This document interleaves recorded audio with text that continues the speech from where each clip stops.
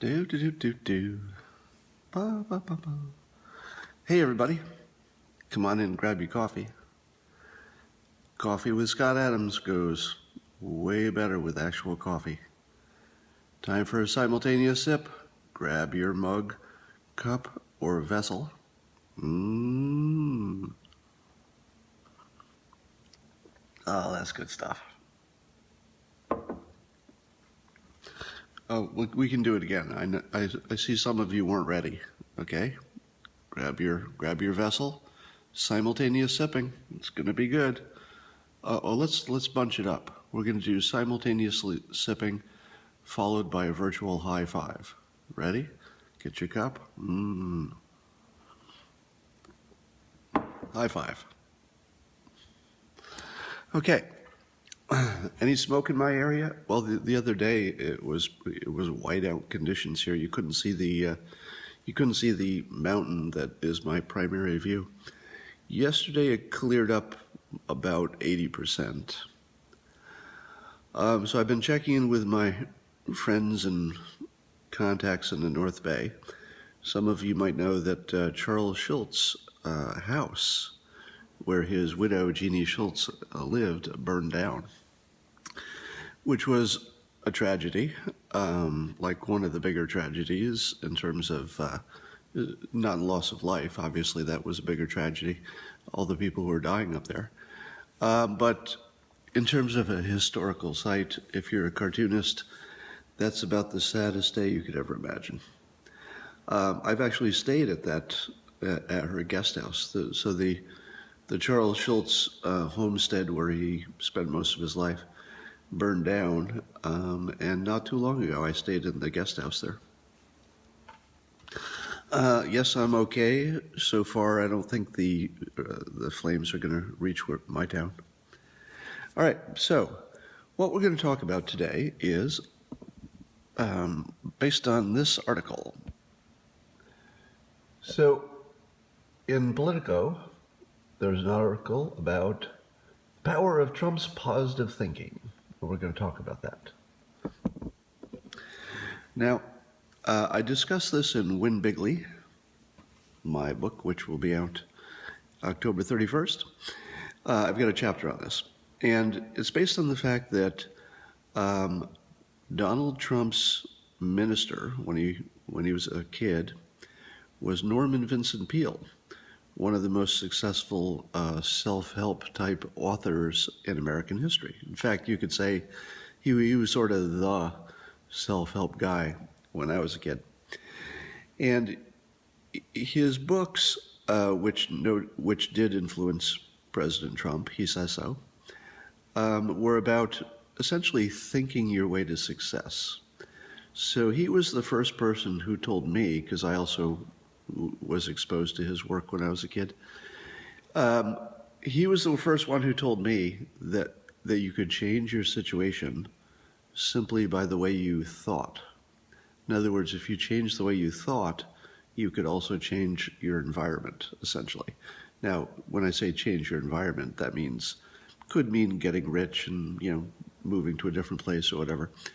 But the idea is that the power of the mind was underappreciated, and if you simply thought optimistically, you could just think yourself into good situations. Now, Norman Vincent Peale was so influential on President Trump that he actually officiated at Trump's first marriage. And one of the interesting things about Norman Vincent Peale is that beyond being a minister and beyond being the positive thinking guru of all time, he was also accused of being a hypnotist. That's right. He was so influential, so persuasive, that in his time people thought he might be a hypnotist. Now, is it a coincidence that President Trump has this weird optimism that never seems to turn off, even when everything is going against him? As the article talks, the article in Politico, it talks about how any normal politician would have just put his tail between his legs and run away with the various scandals and problems that President Trump had along the election campaign trail. But he just shook it all off. He just shook it off. He just said, well, I'll just go be president anyway. And that worked out for him. Now, I want to tie a few ideas together, but the first thing I want to tell you is that look at the pattern. The interesting thing about Trump ascending to the presidency is that people aren't even sure if he was the greatest business person in the world, but yet he succeeded wildly. And nobody thought he had the right credentials to be president, at least not in classic terms, and yet he succeeded there too. So when you see somebody succeeding beyond all expectations, I've often said that's a sign of a master persuader, but it also is probably a sign of somebody influenced by a Norman Vincent Peale-like personality. So for someone to reach that far and succeed against those odds is very unusual, and it takes a certain mindset to do it. Now, the Politico article, of course, tried to figure out how to make this bad, and so their spin on it was, well, is it just positive thinking, or has he talked himself into a delusion, and he doesn't know the difference between reality and what he's imagining about his success in the future? Yeah, you have to stretch pretty hard to get there. But the best way to understand the things he says that don't sound true is that he's literally thinking his way into a new reality. And the facts are not as important as you think. What's important is what happens next. It is far less important what has already happened. Let me put this another way.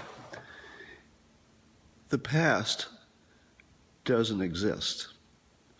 Let me say that again. The past doesn't exist. It doesn't exist. It's only in our minds. So if President Trump says, blah, blah, fact, and you say, that's not true, that's not what happened, the truth is that it doesn't exist either way. The past doesn't exist now. And so a master persuader says, what does exist? Let's work with that. What does exist is my imagination. And if I imagine a better future, is that going to help? Now, I think at this point, there's enough, valid scientific research to show that having a positive attitude and confidence, or even pretending to have those things, does help your performance. All right. So in a very normal way, it helps to have a positive attitude. So I don't think there's any question about that that's left in the scientific community. But I think this, just for fun, we're going to extend the thought a little bit and bring in the idea of affirmations. Now, some of you know I've written about affirmations, and it's the idea that you just focus on a certain thing you want to happen, and you repeat it in your head, and you visualize it over and over. In my life, I've done a number of affirmations, and I've written about this at length, but very unlikely things happened when I used affirmations. For example, I used affirmations to try to become a famous cartoonist, when the odds of that were so small. I mean, the odds of becoming a famous cartoonist as a goal, it's just so small. But it happened. And it happened at a time I was doing the affirmations and focusing on it. Now, I'm not going to tell you that affirmations cause magic to happen, but I will give you this context. Humans did not evolve to understand reality. You can see that in the election, right? You can see that half of the country thinks they're living under a Hitler-like dictatorship in the Trump regime. Half the people think we're entering a golden age where the economy is doing great and we're all happy and things are looking good. Those aren't even the same reality. But the facts are the same. The underlying, if there is some objective reality, that hasn't changed. But we're all putting our own interpretation on it. So you're seeing a religion that I don't see, you're seeing a politician I don't see, you're interpreting why things are happening in ways I don't see. So we have different movies running in our heads all the time. Now, in the scenario where none of us really understand reality, because we didn't evolve to, we never needed to understand reality. It wasn't important to reproduction. A clam doesn't understand reality, but it can make more baby clams if there's such a thing as a baby clam. And if you look at all the animals can reproduce just fine, but I don't think my cat, my dog, and I share the same view of what reality is. Okay? So understanding reality is absolutely unimportant. Now, it is important if you walk in front of a truck and the truck kills you. So I'm not saying that reality doesn't affect your life. I'm just saying that we all have completely different movies in our heads. And in that scenario, there may be some kind of steering mechanism. In other words, there may be some way that you can guide yourself through this movie of yours. Maybe you're just writing the script the way you want to see it. And I would suggest that just as a possibility, based on my weird experience with affirmations, and let me tell you a few more affirmations that worked out for me. I also did an affirmation that I would have a number one New York Times best-selling book. This was before I ever wrote a book. So I had never written a book, and when I wrote my first one, I did affirmations on the idea that it would be a number one New York Times best-selling book. Now, I don't have to tell you that that's pretty rare. Every author wants to be a New York Times best-selling author, number one. But I was. My book became a number one New York Times bestseller. Many of you know my story about losing my ability to speak. And for about 3 years, I did affirmations to say that I, Scott Adams, will speak perfectly. And I couldn't speak for about 3 years. I had a bizarre vocal disorder. But even though the disorder was considered incurable when I first got diagnosed, I found a cure. All right. Now, other people found it too, but most people didn't. I found the one doctor in the world who had figured out a semi-experimental surgery. I had the surgery. It didn't work for everybody, but it worked for me. And I won't tell you my whole history, but there were a number of times that I did affirmations on things that just seemed impossible. What are the odds you would become one of the top cartoonists in the world just because, you were saying that you wanted to? I mean, that's pretty weird. What are the odds that you'd become a number one best-selling author with no experience writing? Pretty low, right? What are the odds that you would have an incurable problem that you would not only cure, but on the other end of it, you would come out better?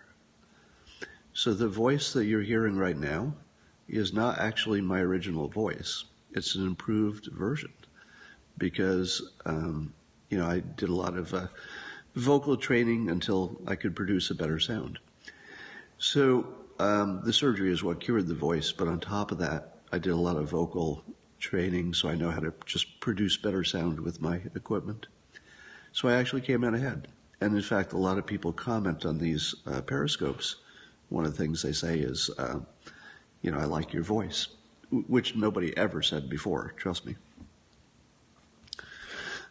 So in my life, I've seen the power of positive thinking, which did start with Norman Vincent Peale with me, the same as it did with President Trump. So while other people were seeing President Trump saying just crazy stuff, what I saw was Norman Vincent Peale. What I saw was affirmations lived out loud. It didn't matter to me that the things he said were not true about, wait for it, were not true about, wait for it, the past. So any fact-checking that didn't fit the past, I discounted because the past doesn't exist, right? And I have the same mindset that the past doesn't exist. I'm not a slave to the past. I'm not a victim to the past. In fact, I am so much not a victim of the past that years ago I developed the idea that if you got a letter in the mail, the contents of the letter would be variable in a Schrodinger's cat kind of a way until you looked at it. So my view of reality is that reality doesn't harden until it happens. Until then, everything's on the table. Nothing is ruled out until you observe it. And even then, sometimes it changes. You know, we saw the situation with the Vegas gunman. We all thought we knew the information, and then the reality just all changed. Right? It happens all the time.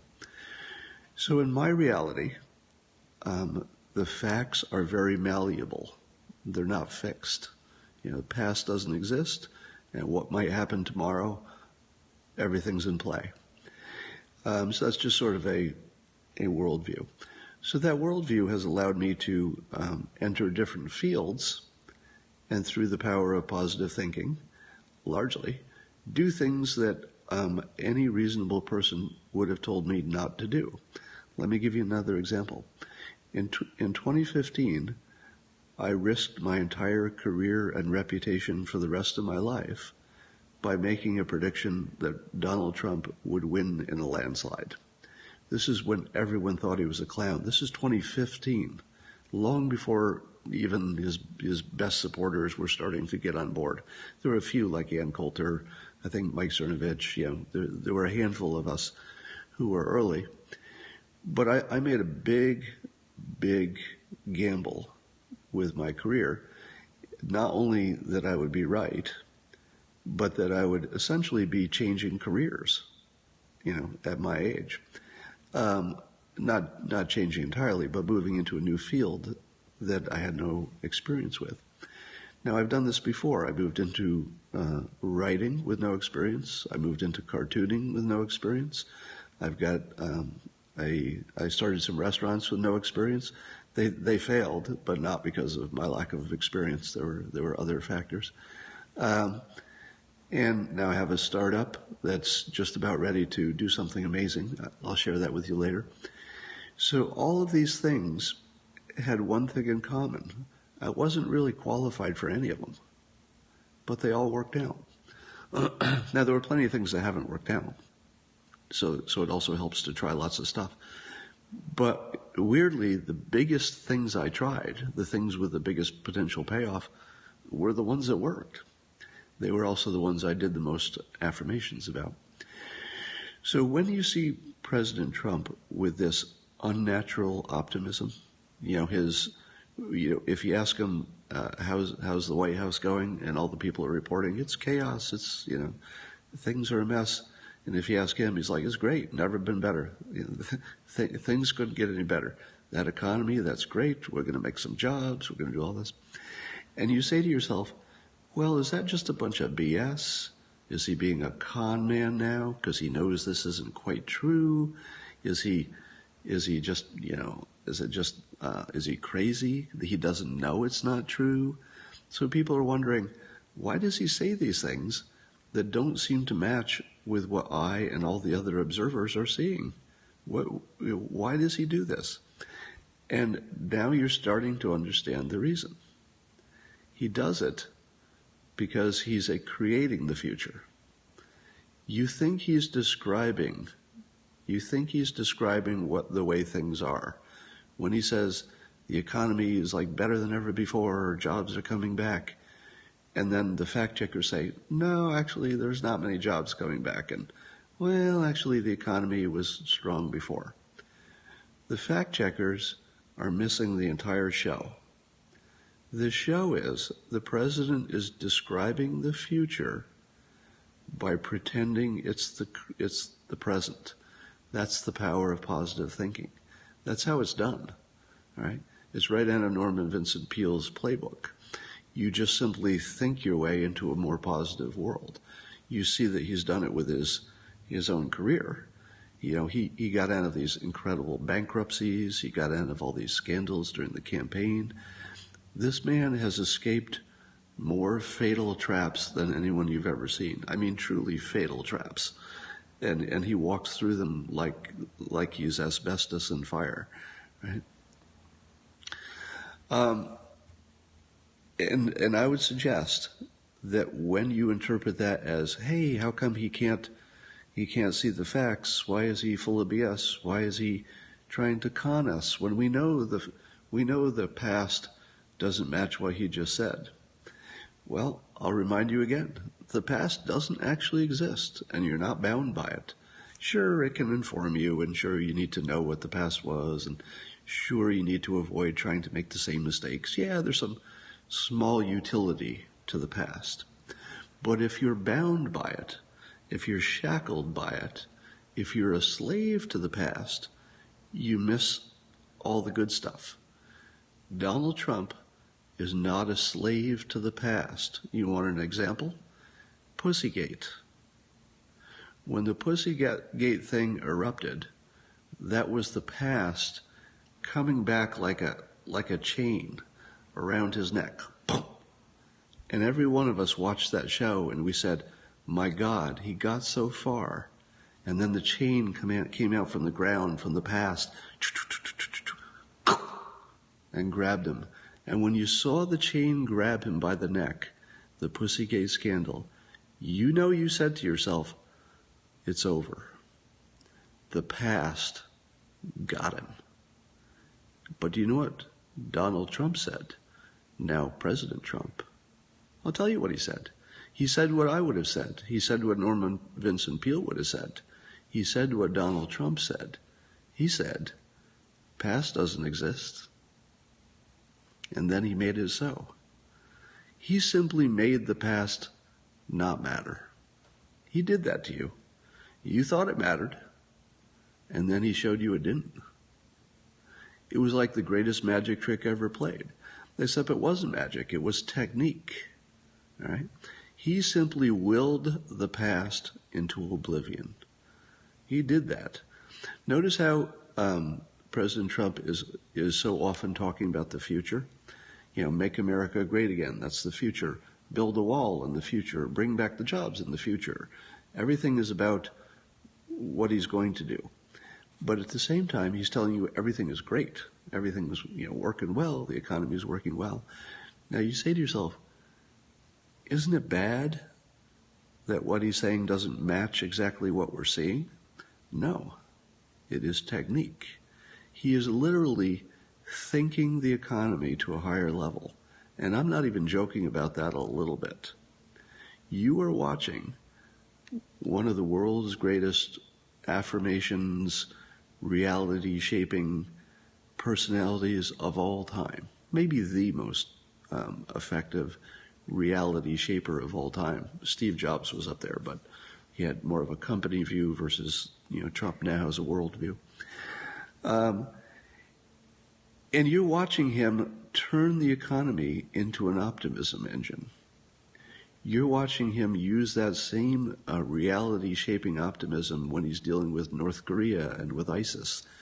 Think about what the ISIS people are thinking when they look at him, when he's so positive that they're going to be wiped out, and he's created momentum. And just recently,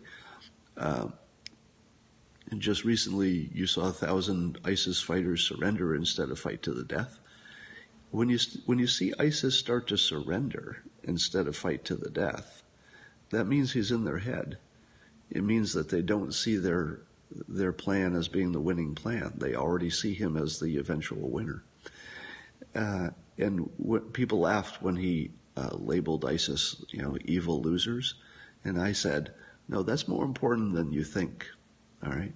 He is branding the future and making everybody walk right into it. So when you see the president ignoring the past, which is usually what facts are the past, right? So the fact that happens at this moment, boom, it's already the past. All right? It's because the president is now a new thing. So that's one of the signs of a master persuader, someone who sees reality as malleable, because to a large degree it really is. Reality does change with our expectations. Let me say that in a way that doesn't sound like I'm talking about magic. In the economy, if people expect the economy to do well, then businesses invest because they say, hey, everybody expects it to do well next year. I think it will do well because we all expect it. So then they invest. What does that make happen? Well, it makes the economy do well because everybody invested. That's what makes an economy run. So his shaping of the future in our minds, his relentless positivity, isn't a crazy man in a standard world.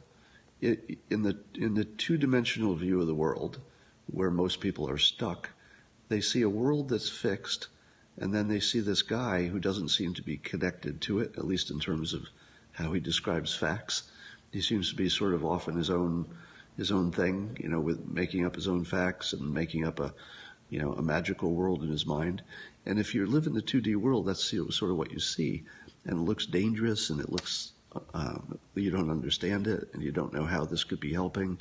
It doesn't look like other presidents have done it, except maybe Reagan a little bit. And so it's a little off-putting. But if you understand that what he's doing is he's moving us collectively to a different mindset, and that mindset makes everything happen, right?